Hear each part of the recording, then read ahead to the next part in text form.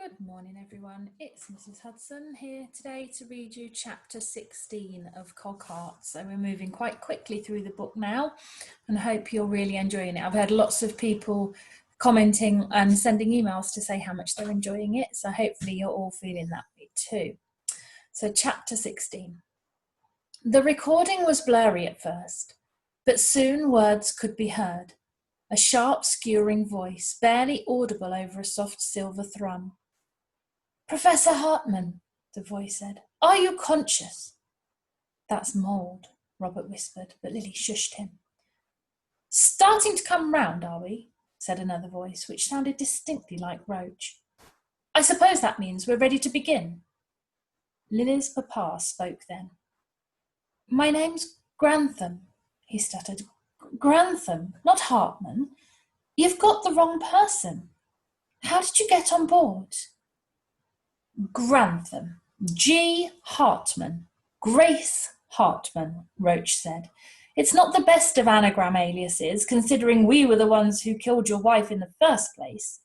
When we'd worked out your false identity, it wasn't hard to discover the real registration papers for your mechanicals and get your address. It's been 7 years, Professor. You have been a rather slippery fish to get hold of, but we have you in our sights now, so to speak. There was a distinct tapping, then, that Lily knew with certainty was Roach hitting one of his mirrored eyes with a finger. A shudder ran through her as his broken face surfaced in her memory, like a corpse floating from the depths of a glinting pond. I warn you, Papa was saying. His voice sounded assertive, but Lily could tell he was frightened. Boarding another airship without permission is illegal. Roach spoke again. And what you did was illegal too, sir. Very illegal. What on earth are you talking about? The theft of our master's perpetual motion machine, Professor Hartman. Where is it?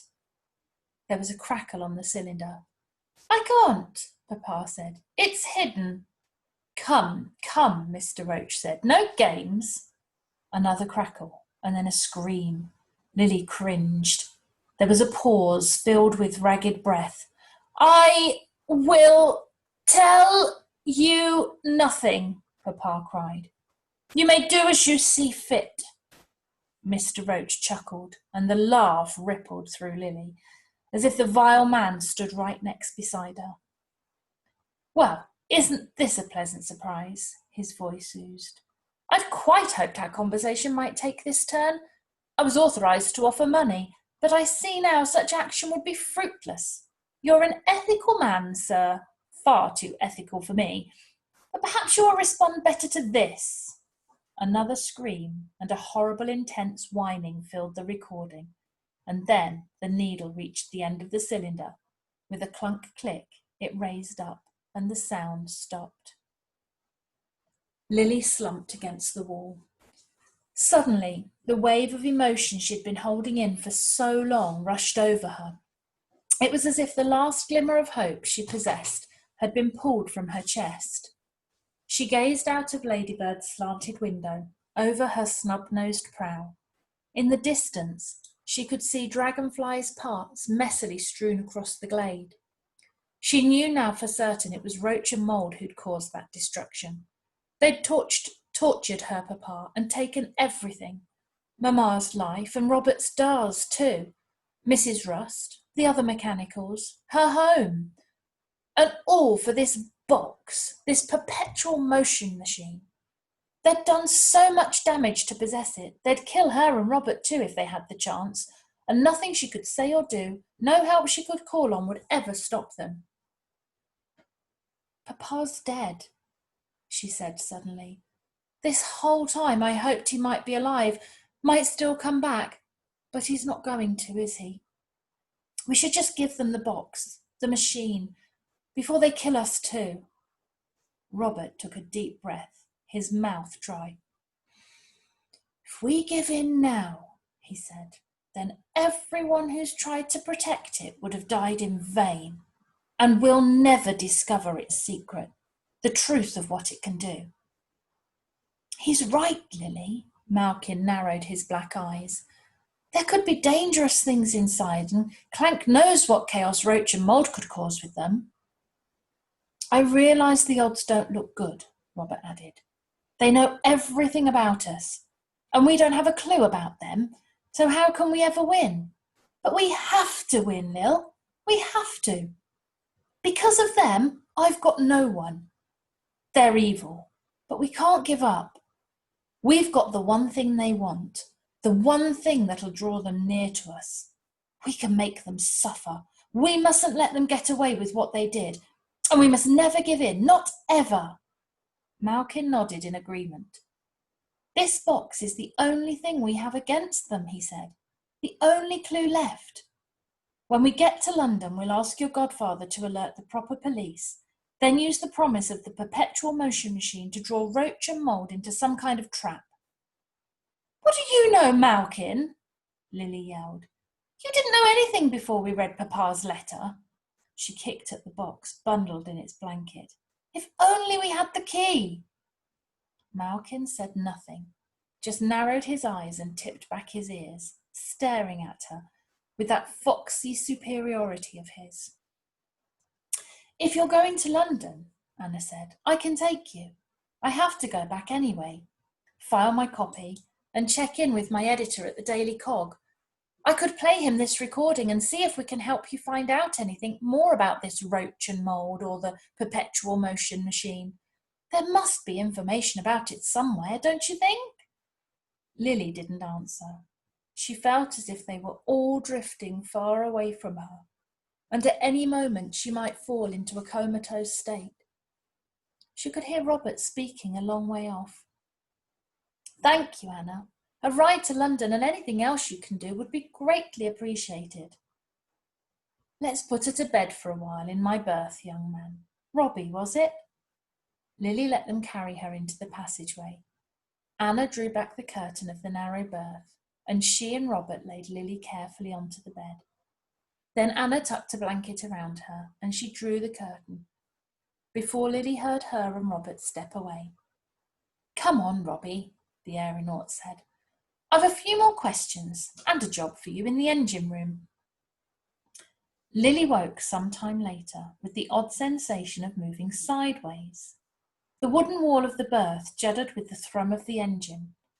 Outside, the sky had darkened, and the brass porthole framed a few stars. She felt around for Malkin, but he wasn't there. And when she sat up, she hit her head on the shelf above the bed. The pile of penny dreadfuls and the airship in its bottle slid from the shelf and landed on the mattress around her, and the typewriter rocked on its nail. Cursing softly, she pulled back the curtain and jumped down from the berth. Except for the soft chug of a motor, Ladybird's passage was quiet. The cabin rocked back and forth under her feet, buffeted by the light winds. Lily wandered towards the sound of the engine, rubbing the bump on her head. She found Robert wedged in the stern of the ship, standing beside the hissing furnace which connected to a greasy propeller shaft. He was frying eggs in a pan on the furnace top. Malkin lay curled up at his feet, and something about the two of them together reminded Lily of her papa. Hello, sleepyhead. Feeling better? Robert asked. The eggs spattered and hissed in a pan in the belly of the open furnace, and toast browned on a fork. Look at you, Lily said.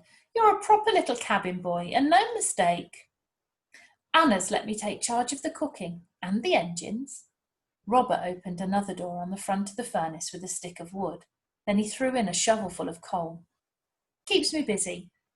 Stops me thinking too much about Dar. Lily glanced away and pretended to examine the engine. 8 spidery piston legs emerged from the rear of the furnace and turned to the prop shaft and various other mechanisms that were crammed into Ladybird's tapered wooden tail. This is an amazing device, isn't it? Robert wiped his brow with a sleeve. Anna built it herself. I've been shoveling coal into it for the last few hours. I told her everything while you were asleep about what's happened to us. I mean, the things she didn't know. She knew a lot of it anyway, and she promised to help us. He flipped the eggs in the pan to cook the runny yolks, then slipped one egg onto each slice of toast. She even gave me this grub from her belly box. Her what? Robert made a face. It's what she calls that small box where she keeps the food, in the footlocker under her berth. Oh, Lily laughed. She's an odd one, isn't she? But nice, and I think we can trust her. Robert handed Lily a slice of eggy bread, and she bit into it ravenously, savouring the warm, soft taste. When they'd both finished eating, he closed the furnace door and walked with her and Malkin along the passage to the flight deck. Ah, she's awake! Anna was standing at the helm, steering. She consulted a chronometer on the dash. You've both had a spot of midnight breakfast, I hope? Lily nodded. It was a feast. Jolly good, jolly good. Have we made much progress? Robert asked, brushing away a yolky mark he'd made on his jacket. See for yourself. Anna pointed at a map of Great Britain pinned to the back wall of the cabin. We've passed 3 pushpins, that long piece of thread, and the marmalade stain over the Midlands. How long will it take us to get to London, do you think? Lily asked.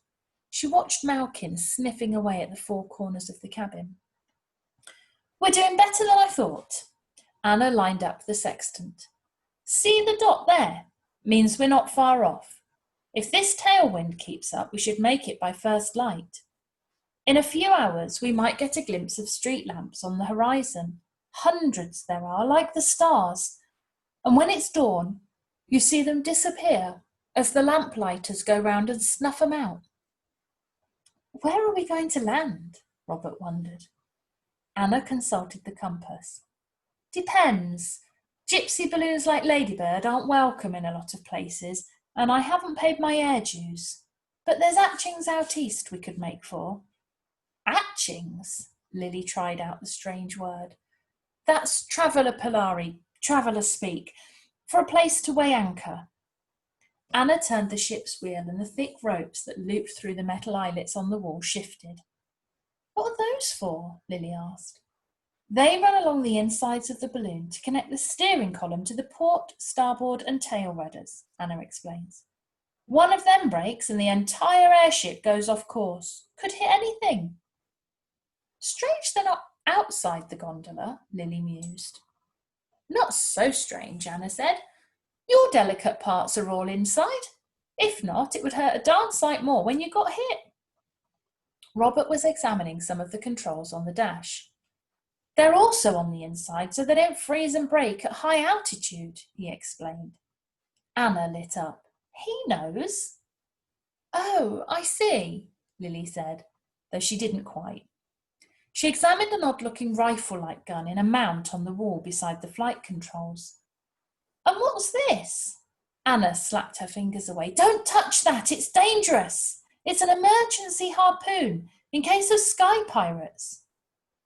But where's the harpoon? I don't have one. There was an emergency. Anna blinked sleepily. With sky pirates, she yawned. Tell you what, Robbie, why don't you take the wheel? I think I'll go and grab 40 winks. You can steer for a while. He'll be good for an hour or 2 at least, both of you. You can keep each other awake. We'll manage, Robert said. Reckoned you would. Anna pointed out a group of stars through the cabin window. Those constellations are going to move across the sky, but keep the middle star centre of the glass and the compass needle on the S of the south, and you'll be heading in the right direction. Wake me when you see those street lamps on the horizon. With that, she left, and they heard her climbing into the berth behind. Soon there was the sharp tap of typewriter keys, but that drifted off into silence after a while, and Lily assumed the aeronaut had fallen asleep. Robert furrowed his brow and turned the wheel, keeping Ladybird on a straight bearing, pushing her onwards.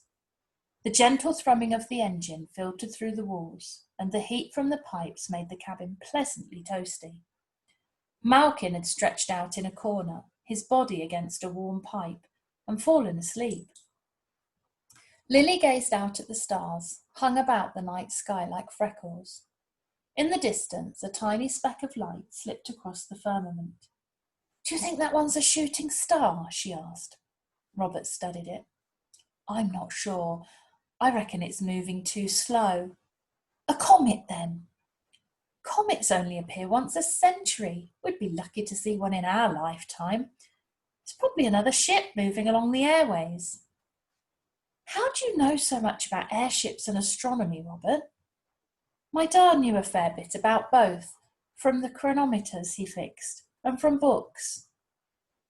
"I'm so very sorry about your da," Lily said. "Really, I am. I never thought such terrible things would happen to him because of me." "Let's not talk about it," Robert said. "I don't think I can bear to." He wiped the condensation from the windscreen, and the cold water made droplets in his palm. "Da told me people used to think the stars were gods and goddesses," he said finally, "that there'd some magic in them. And it's true, because they're part of the past. Their lights travelled whole galaxies, glittering hundreds of thousands of years just to reach us. But you know what's the oddest thing is?" "No, what?" "Each star's light takes a different amount of time to get here. There's stars out tonight shining from every moment in history. It's why they each shine different." Lily turned and stared out at the night. It was true what he said. Some stars shone brighter and stronger than their compatriots, while others were hazy or dim. But all were a sight to behold. "A few folks reckon the whole of time's happening at once," Robert said softly. "And no one's ever born, nor ever dies, and everyone's with us always, right here." He put his hand over his heart and looked out at the sky. "It's a queer thought." "A queer thought indeed." Lily grasped the steering wheel and her fingers brushed against his. Suddenly, despite all she'd lost, she felt lucky to be here with him. Two friends flying among stars. "Did your da teach you those things too?" she asked. "Some of them," Robert said, tilting his head. "Some of them I read for myself in his books. He did a lot of books on stars, and time as well, of course. Time and the stars are related, see? Stars are how people knew the time and navigated in the olden days. He taught me to read from those star books, taught me the names of the constellations. I wish I could remember more of them, but I can't." He paused. "Some people think everything's made of stardust." "Even us?" Lily asked. Robert nodded. "Even us." They stood in silence together and took in the great expanse of the sky. The infinity of it. Lily peered out the windscreen. "Robert, that light, I think it might be coming closer." In the time they'd been talking, the luminous ball of white on the horizon had grown to the size of a second moon. It swooped and became a searchlight which settled across Ladybird's bow, filling the cabin with brilliance. Lily saw her reflection and Robert's in the dark glass and heard the crackle of gunfire. Robert ducked, dragging her down behind the ship's wheel, as the windscreen shattered and broken glass rained over their heads. Malkin woke with a jolt and let out a loud screaming yelp. Robert scrambled across the sharp shards towards him. Lily grabbed the communication tube from its hook on the wall and shouted into the receiver, "Emergency! We're under attack!" There was a loud thunk, like someone bumping their head. Then Anna pulled back the curtain and rushed in, rubbing her brow and swearing profusely. She flicked various switches on the console. The attacking airship let loose another volley of gunfire. In the brief flash of powder, Lily glimpsed the name written on its side. Her voice shook as she read it aloud. "Behemoth." "That's Roach and Mould's ship," Malkin barked. "So they've found us," Robert said quietly. "Yes," Lily nodded. A dreadful knot of terror tore at her insides as the silver airship approached. Its fierce spiked prow was heading straight towards them. Wow. So another part of the adventure, are they going to escape from Roach and Mould, or are they going to be attacked? Is there going to be a fight in the air? What is going to happen next? Well, you'll find out tomorrow, the next chapter that you've got tomorrow being read by Mrs. Gaines. So enjoy that one. Bye.